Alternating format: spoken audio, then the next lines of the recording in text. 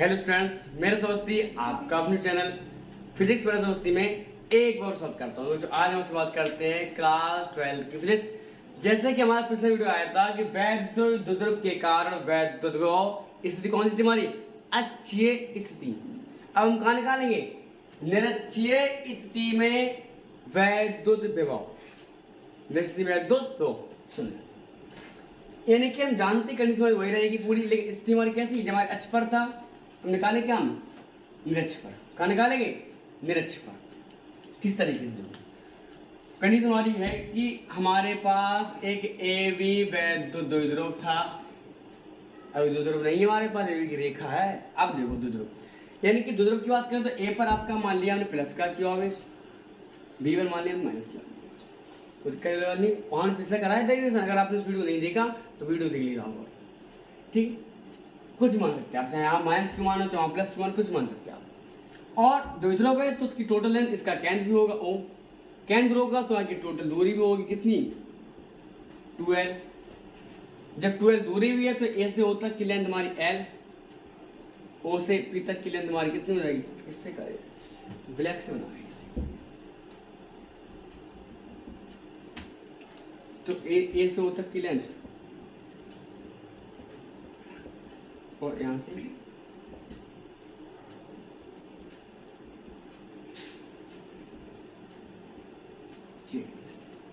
हमें निकालना है निरक्ष पर। कहाँ निकालना है? या ऐसे बोलेंगे अनुप्रस्थ स्थिति। क्या बोलेंगे? अनुप्रस्थ स्थिति। ऐसे क्या बोलेंगे? अनुप्रस्थ स्थिति, ठीक। तो इसके केंद्र ओ से मान लिया हमने स्मॉल आर दूरी। क्या माना हमने? स्मॉल आर दूरी पे क्या बिंदु पी है, यानी कि इस अक्ष के लंबवत, इस द्विध्रुव की लंबवत एक इसके केंद्र ओ से आर दूरी पर क्या बिंदु पी स्थित है। इसी बिंदु पी भी ज्ञात करना है वैद्युत द्विध्रुव की कारण वैद्युत विभव। लंबवत है तो 90 तो एंगल होगा इसके ध्रुव से, तो यहाँ तो लंबवत है। अब हम ए से यहां तक पी तक को मिलाएंगे, इसको पी से बी तक मिलाएंगे।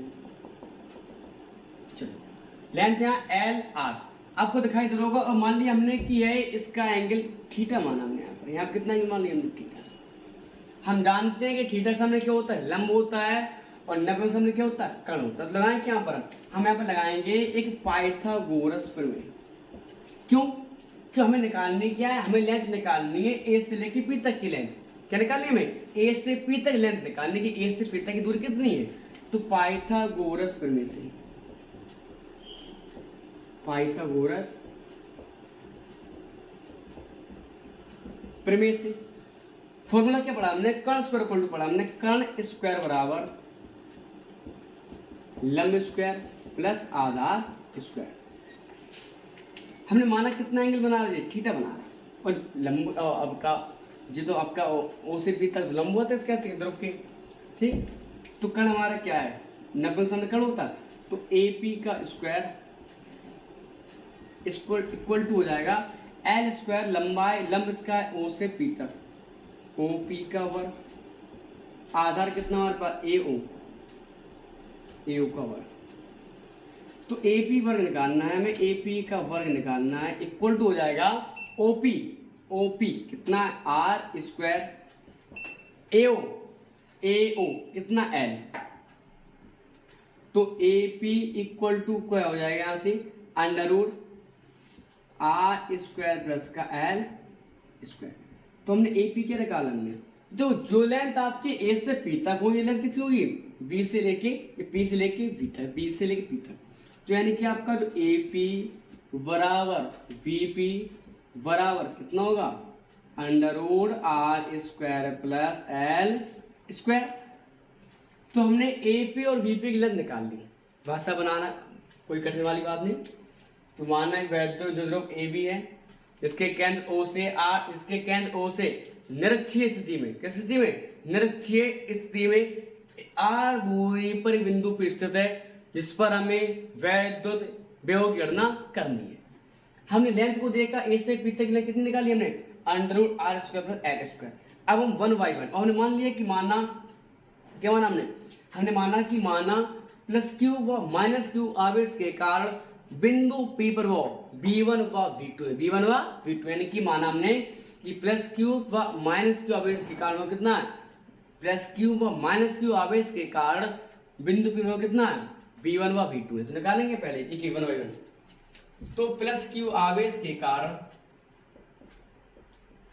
प्लस क्यू आवेश के कारण बिंदु किस पर, P पर विभव V1 मान लिया हमने, तो V1 को हो जाएगा हमारे पास क्या 1 अब पाप। यह कंडीशन कहां पर है, निर्वात है वायु, निर्वात या वायु में हर बार के से लेना अच्छा है कि बता दिया हम पहले लिख देना शुरुआत में कि माना वैद्युत ध्रुव निर्वात या वायु में स्थित है जहां के बराबर कितना होता है 1 होता है।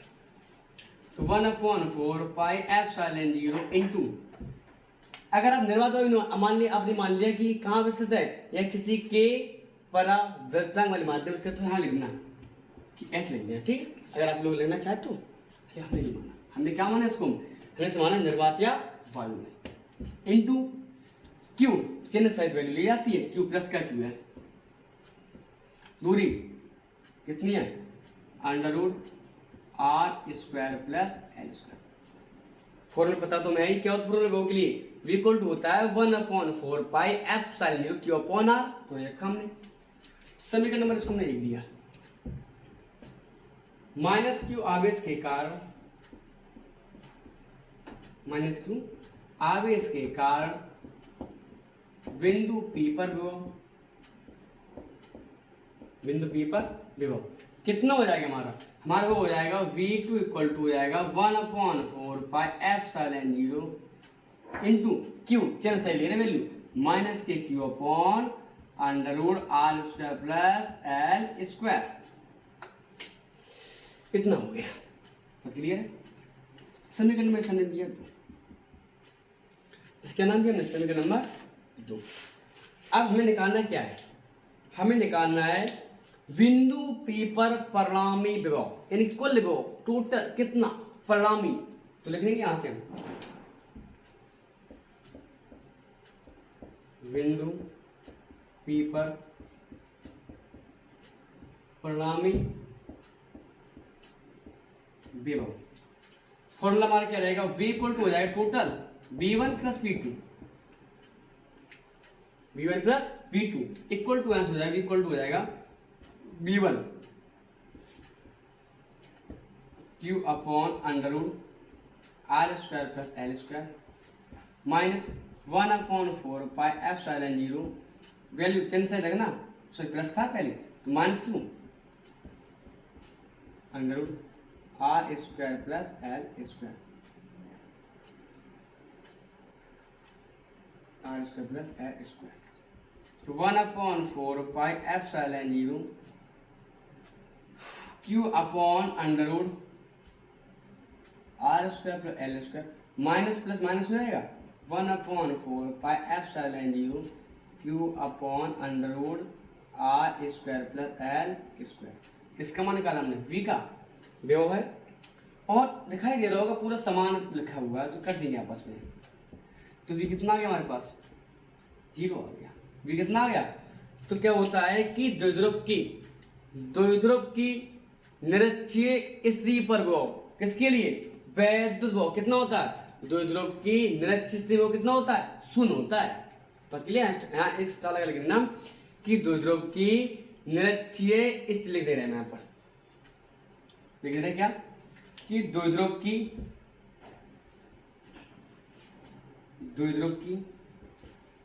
निरक्षीय